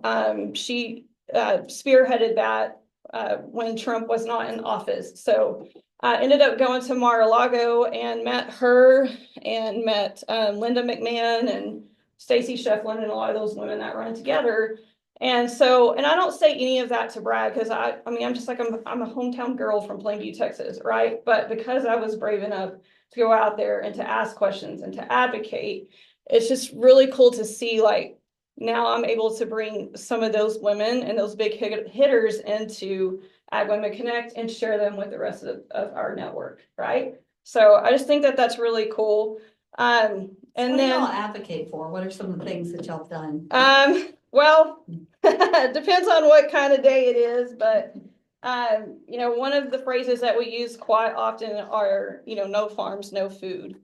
Of course, like we rally against the activists. I'll tell you one thing that I mentioned earlier over here is for those of you that know anything about like what's going on in the horse industry, there was a Horse Protection Act that was built in 1970 to protect the Tennessee walking horses. Right, this was a good thing when they actually put the bill together, right? Because there was really bad soaring, like trainers were doing horrible things to these horses to get them to move in a certain way. I mean, it was like, it went as far as like putting tar in their hooves and nails, like it was very, very egregious. And so the 1970 bill was passed and that was awesome. But last year, the Humane Society of America, which is not a farmer and rancher's friend, linked arms and with some people within, I guess, either the USDA, I don't know where, but they put forth an amendment that would basically affect not only the Tennessee horse community, but also it would affect cow horse and reining and Western pleasure. And there was a bunch of vagueness into that amendment that passed. And you know, when you have vagueness in an amendment or anything, like the government can do with what they want to do with it. And so stories are actually brought to me, Dee Dee, because I've got a podcast and a radio show with Rural Radio. And that's something I wanted to talk to you about today on the advocating part. I didn't really know anything much about it until Dave Duquette with Western Justice. I don't know if y'all follow him, but he's done a lot of lobbying and working with congressmen and women. I did a whole podcast about it just to present awareness. And I will tell you, the activists came out. I mean, my whole January, it was rough. It was rough, but I'm also blessed that I had a circle of women that I could lean on. And all I did was host that podcast for awareness. I didn't really take one stance or the other on it, but Brooke Rollins rescinded it, and which is a good thing. And hopefully they're gonna fix that issue. But yes, so we go hard against people who of course are attacking the farmers and ranchers. There's a lot of mis and disinformation out there too. Like, I don't know if y'all listen to Joe Rogan, but he's not always right. And you think about the millions and millions of followers that he has, you know what I'm talking about. And he's talking about all these pesticides and how bad our food is. And like, I get some of that, but it also puts a bad taste in people's mouth about the average farmer and rancher. And we all know that 97% of farms and ranches in the United States are owned by family farms. So yeah, I mean, we call people out like even him. So that's okay, right? So you got to stand for something. And when you do, you know, it's not always a pretty thing, but it's, again, I know I'm kind of repeating myself here, but I think it's just very, very crucial to have women in your corner when that does happen.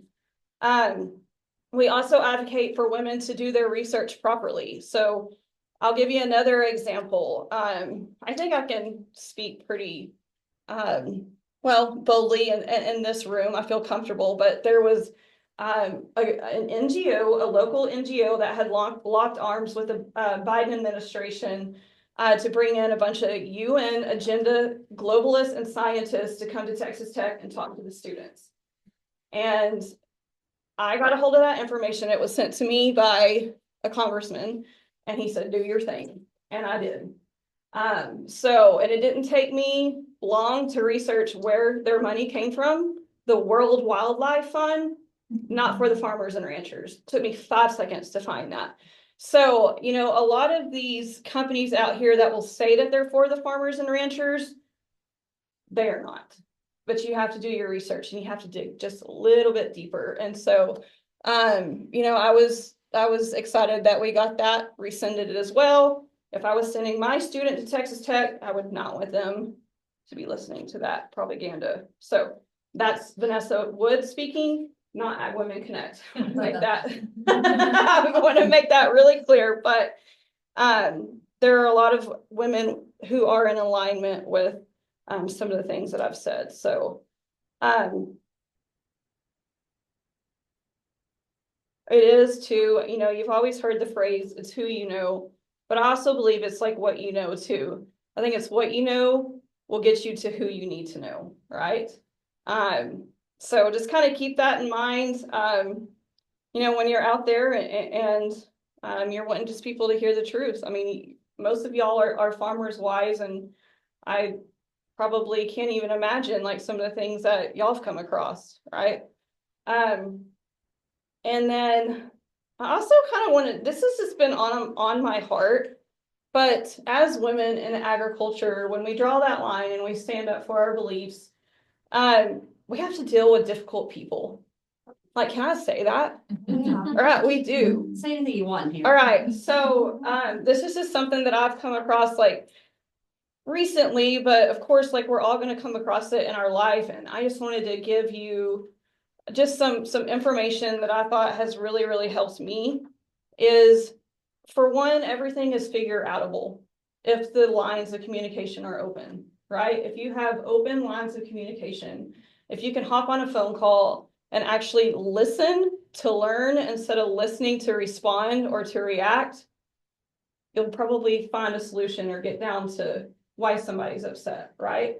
That listen to learn, I think it was a big thing for me. And also take your time. Like, people don't always deserve an immediate answer. They might be demanding one, but it's okay to take a deep breath, to take a day or take an hour, and just take time to figure out how you're going to respond or assess the situation.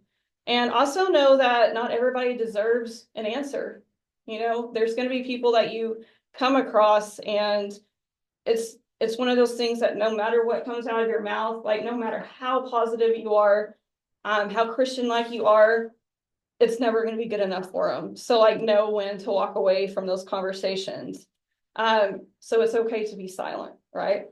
And also know, I know we've got some producers in here. Not every customer is the right customer for you, right? So that's also okay to acknowledge as well. And when these things do happen, there's a quote.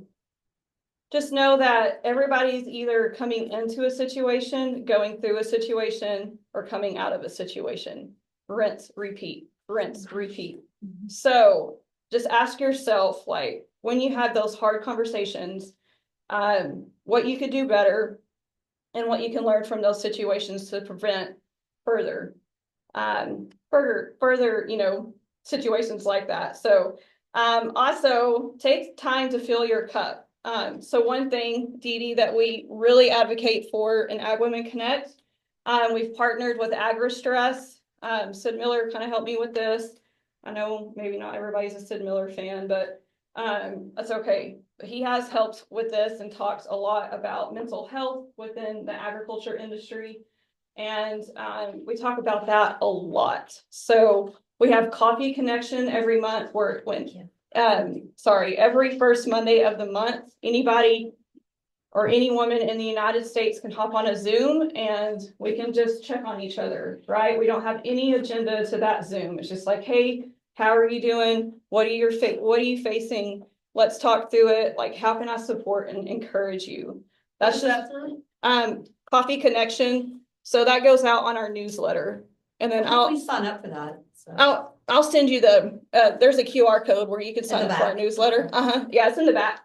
So that's just one way. That's one way out of many ways that you can plug into. So let me go back. So fill in your cup. Like, I do lots of walking. I make sure usually I get a 30-minute workout in a day. I've been starting to, it's the little things, right? I power down my phone at 8 o'clock and try not to look at it, but sometimes it's really hard to do that, especially if you're a businesswoman. But, and then, I cook at home a lot. So I just think, I'm not telling you what you should do, but these are just things that have helped me like clear my mind, be a businesswoman, have super focused hours where I can get a lot done.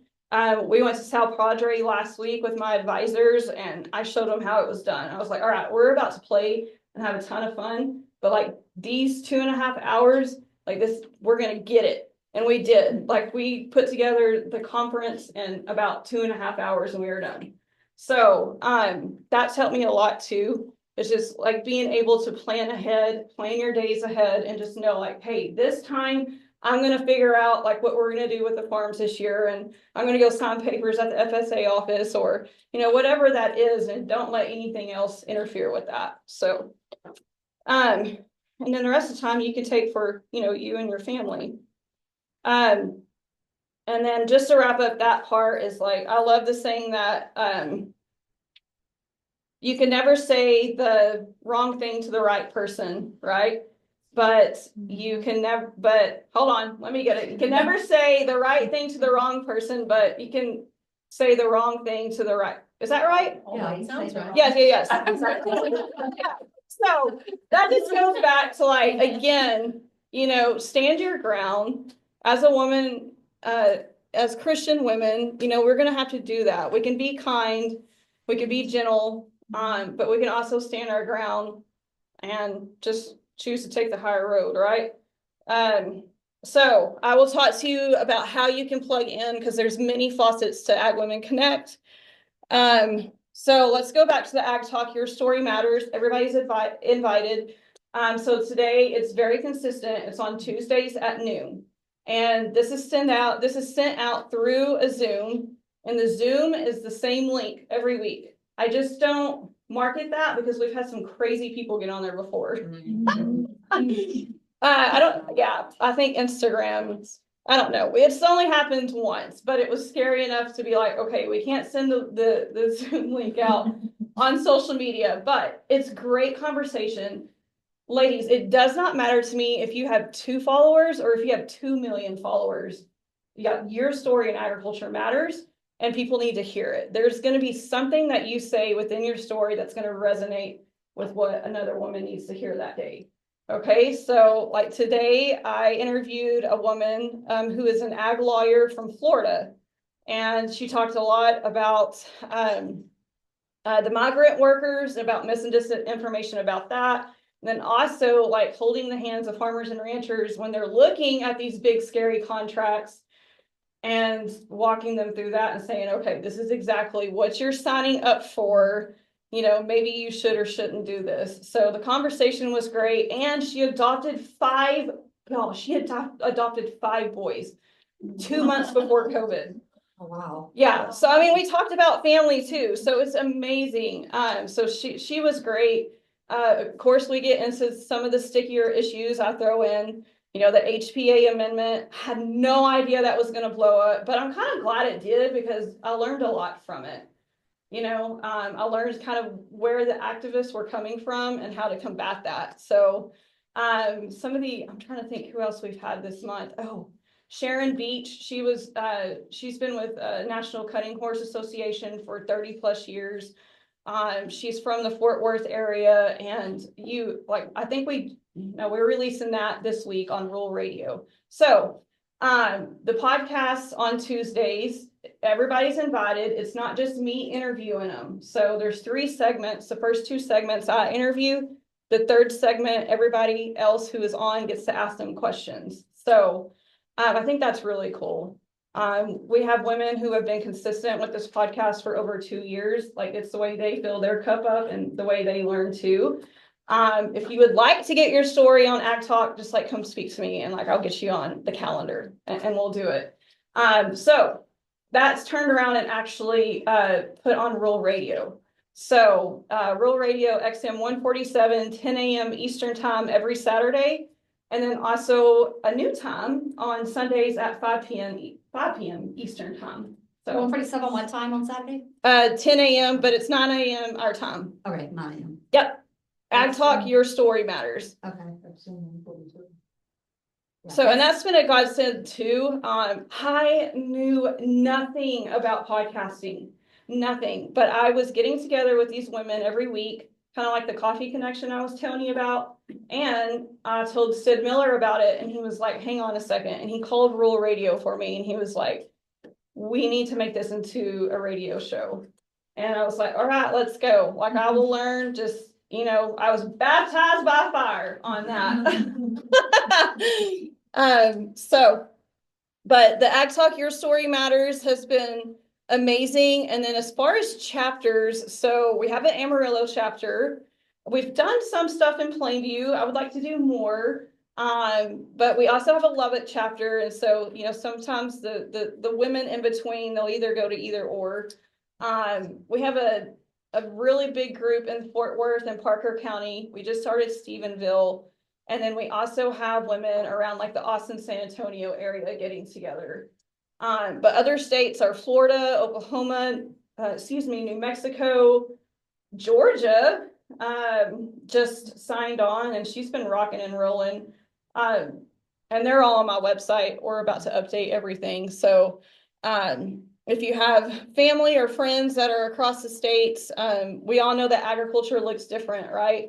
Then, you know, agriculture here in Texas looks different from agriculture in Florida. And so what I'm really trying to do is just build that leadership. I am not a micromanager. I'm like, you take this and you run, girl. Like, here's the basics. Like, you know what agriculture looks like in your state. Like, let's go. So they've had a lot of fun with it. And it's just been awesome to see these we got young and older generations, you know, helping each other. And then our conference. So this will be our second year to have the conference. Last year I had it in Fort Worth. It was awesome. It was more, we did some policy and we did a lot of rodeo and kind of Western cowgirl stuff, but I am bringing this back to Lubbock, Texas. It's going to be at the Overton Hotel. It's going to be amazing. It's October 17th and 18th. We want Brooke Rollin. I'm talking to Brooke right now to get her there, and maybe some of her team. So hopefully, like, pray that we will get her, because the West Texas women, well, actually women from all over the nation are coming in for it, but I think it would just be really awesome to do that. The number one thing, which was very interesting to see, like we grabbed polls from this last conference. The number one thing that women are interested in right now is policy and politics, like by a landslide. So our conference is not going to be all policy and politics, but it's definitely going to be there. Jobs too. So if you know of anybody who is an employer looking for people in the ag industry to fill that position, or vice versa, I have women literally message me almost every day, like, hey, I'm looking for a remote position, or I'm looking for this, I'm looking for that. So we're going to have that available at the conference, but we do post that a lot on our Facebook pages. So if you're looking for something or know somebody who is, like, we're a great connector for that. And then last but not least, I just want to talk a little bit about our foundation. I set up the Ag Women Connect Foundation 2 years ago, and it specifically gives money to farmers and ranchers who have faced natural disaster. So I created it, I think, a month after the tornado hit Matador. Everybody remembers that, right? So I was like, oh man, like, there's not really much out there to give to these farmers and ranchers who have faced that kind of adversity. And I want to be able to, like, you know, help them either with water or fencing supplies or food or monetary funds, like whatever that is.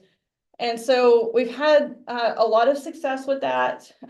We had our first gala in Slayton the year before last. And then we've also tied in scholarships. So something that really speaks to me, and I think I'm seeing a shift too, with kids going to college or not going to college. It's okay if you do either or. We're really big in supporting trade schools or untraditional paths in agriculture. So, like, whether somebody wants to go and learn how to be an equine dentist or how to shoe horses or go to a welding a welding school and build pipe, like, that's so important. Like, we need manly men, you know, we need that. And that's kind of not been the scenario. If you know what I mean.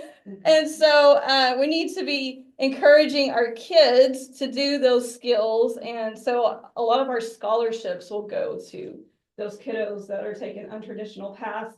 And then, but we also give it to young men and women who are going to college too.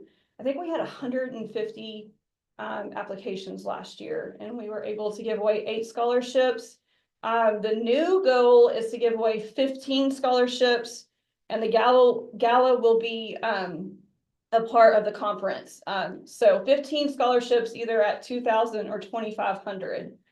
And so our next event to support that, we are going to have a Kentucky Derby like party. I'm talking like full out in Lubbock, Texas on May 3rd. It's going to be so much fun. If you don't have a hat, that's okay because you get to make one when you get there. So like come dressed up, bring your husbands. We're going to have casino tables, everything like the food. I'm so excited about food, but the food is all Kentucky inspired food. Yes, we're going to have some drinks there. In fact, it's open bar. And then we're also going to have some vendors. We're going to have some women selling turquoise, and then we're going to have a couple of boutiques. So it's going to be just like really high energy, and of course we're going to have like big screen TVs to so people can watch the Derby. So that's all going to go for the foundation, and I invite you all. The tickets are on early bird right now, and I think they're pretty reasonably priced. So, especially considering you get unlimited food and alcohol, and it goes for a good cause. So, Is it all on this Ag Woman Connect website or what? mean- I have not gotten the Derby up on the website, but it's on Instagram and Facebook. Yeah. That's going to be so much fun. I don't think Lubbock or the Panhandle has ever had like a Kentucky Derby party open for the public. And that is on my bucket list, and I will get there one day. But for the meantime, the party is in Lubbock, Texas. So that's all that I really wanted to talk to you about today. I like just to have conversations. So if y'all have any questions, I'd be glad to answer them. Have any questions for Vanessa? What are the biggest challenges been like growing this? Website. I think I'm on, gosh, my 4th website company. We just had to make, because there's so many things that go into our website, like all the members, you know, which is great. They just go to the website and sign up. And then we have business resources. So like if you have a business that you want to advertise on there, it's like a hub, right? And I really, I want to go to town on that, especially since more people are doing farm to table, you know, direct consumer. I think that would be huge because people ask me all the time, you know, where can I buy my beef? Where can I go and buy my vegetables? Jesse, you know, that'd be great. But so I'm really trying to build that. And then our podcast is actually on the website. So there's just a lot of things going on there. So, and like, this is really personal, but I feel like I can say this to you. I did not go out and take a fancy loan to do this. Like, I just didn't. I have not taken a loan this day. So, and I've also been very slow to link arms with certain sponsors. So we do have sponsors now, but I've just wanted to make sure that they align with who Ag Women Connect is. And so it's not like I went out there and grabbed like all these underwriters and sponsors. No, like it has been completely organic. And like I'll tell you how much I love this company and like how God's working in it. And not a lot of people would do this. I get emotional when I talk about it, but so when my dad passed, of course, like he handed down some farms to us, and we still have the majority of those farms. But I had one in Silverton, Texas, that was 2.5 hours away from me. We had to sell the cattle, like we held on to them for 7 years. And I mean, like the drought just took us out. Like we were moving cattle, my brother and I, like every 2 to 3 months. It was horrible. And we just couldn't do it any longer. And so this was kind of around the time that I really wanted to take Ag Women Connect to the next level. And so I sold that farm and I sunk it into this company. And no, it didn't go to a builder. Like it went to a young man around my age that had been asking, you know, to take that CRP and put it back into production. And so like I just knew it was a great fit. So you know, that I haven't told everybody that, but I think it is important just to know because, you know, people see a big organization and they just don't always know like what goes on behind the scenes, right? So you also too, like when you decide to put yourself out there, you put yourself up for scrutiny and you put yourself up for judgment. And so, you know, sometimes hearing things that are not completely true, you know, that hurts, you know, but you've got to grow that tough skin, and you just got to keep moving on, and you got to put the blinders on. So, yeah, that's me honestly speaking. Like, some days I have bad days and some days I have really good days, but I'm not going anywhere. This company's not going anywhere but up, so. Who's been your favorite podcast speaker? Oh my goodness. There's so many. I will tell you, I don't know. Yeah, that's a good one, because I've done like around 150 interviews. Like top 5. I mean, Okay, so Sharon Beach was really good this last week. Because this is kind of like, I'm not trying to be, okay, well, I just have to tell her story. And it's kind of a sad one, but it's so good. It's so inspiring. She was kidnapped. And yes, this is in Abilene, Texas. This is a cutting horse lady? Yes, Okay. back in the 80s. And like, I knew that she had some kind of like traumatic experience, but I was like, you know what? I'm just going to wait to the podcast.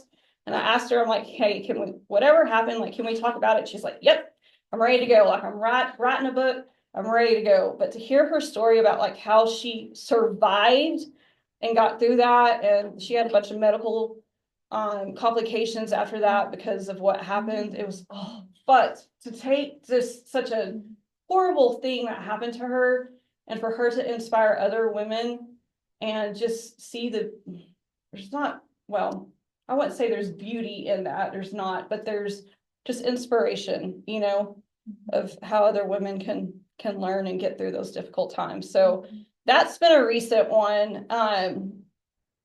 Sarah and Karen Phelan. So Karen's actually working for the Trump administration. She did the last time. Do you know Karen from Wyoming? They've been really cool. So they've gotten on. They're like a daughter and mom duo, and they talk a lot about agriculture issues. One of the things that they called out this last year, I don't know if y'all remember the proposed rule of it was the SEC, where like they were selling stocks and land to China, and like we figured it out, and I got that up on rural radio, and then everybody else started like catching on, and they got that like reversed. I thought that was really cool. That one was fun. Goodness. I don't know why I'm going blank. I will say one of my most nervous ones was Linda McMahon. Do y'all know who she is? Oh, I just met this woman, and she was like, can I be on your podcast? And I'm like, I seriously didn't know everything about her. I'm like, she's a WWE lady. Oh. I'm like, they own WWE. And then she was a small business secretary under the Trump administration. And her, Debbie Saviano, she's on LinkedIn. You have to follow her. She's such a bright joy, but she does all the marketing for Linda, and like they're almost complete. Like, Linda's super nice, but she's all business. And then you have Debbie over here, and she's like so cheerful. And anyways, I got through that conversation, but my son was like in the garage banging on something, and I told my husband, I'm like, oh, kids in the office, and like he didn't necessarily go in the office, but he was in the garage banging on crap when I was trying to interview Linda, and I was like, oh my gosh. So, but that one was kind of a learning experience, you know. You just got to do it. They don't know you're nervous. She didn't think it was anything, so that was fun. I hope to do more like that, you know. Just put yourself out there and go for it. People are just people, right? Yep. Other questions? Hopefully I'll have Brooke on. That's in the queue too. Great. But I really do enjoy, Dee Dee. Like, I just enjoy regular day conversations. Like I said, like, you don't have to have some huge, like, glamorous story in agriculture. Like, I want to know what you do during the day. I want to know how you started your farm, and, you know, how you're raising your kids. And, you know, those conversations are just as inspirational. All right, well, thank you very much. You're Thank welcome. you. All right, guys, we are not meeting next week because it is spring break for Plainview. Yeah, so, but we will be back on the 25th.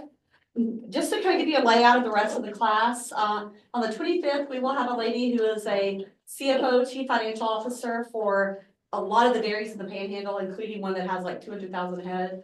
So she runs all the human resource management side, and she's a very fascinating lady. She basically handles human resources for some massive, massive dairies up in the Panhandle. And then she will be bringing a CPA, who will talk a little bit about, you know, using farm finance or ranch finance and different things like that. That is on the 25th. On the 1st, we have Tiffany Dow-Lashmet which a lot of you guys know. She was our ag lawyer. She'll be talking about God knows what, but Tiffany can talk any direction you need. She'll probably start out with estate planning and then just kind of go from there. After that, we will have Michaela Smith. She's our health specialist in Lubbock. She'll be talking about mental health and agriculture. So I'm glad Vanessa brought that up. And then Rachel will be here to talk about crop and cattle insurance. And then we'll wrap up with Donna Hughes. She is a commodity broker for StoneX and Abilene, and she'll be talking about futures and options. And then I'll also add in that day some of our extension programs that we have. So we got a great lineup, and leave your name tags, but take your books, and we will see y'all in 2 weeks. And thanks again, Vanessa, for a very good dinner. You're very welcome. Yes, if you didn't sign in, please sign in, though. Thanks for the reminder. Ask Donna to give you one of these notebooks. Oh, yeah, that's I have like 5 of them, but the best one looks like Awesome. And Donna's got a great story. She wanted to be a ballerina in the New York Ballet and just started working for commodity brokers in Chicago part-time as a 17-year-old. And now she's probably in her 60s and is one of the best commodity brokers I know. So it was she's very English. Yeah, she kind of yeah. I can only do one of the. I got you on the day. Yeah, exactly. Thank you. Thank you. Thank you. Be sure to exit out the red door. Okay. For safety. See, I need to. Do I need to be out there?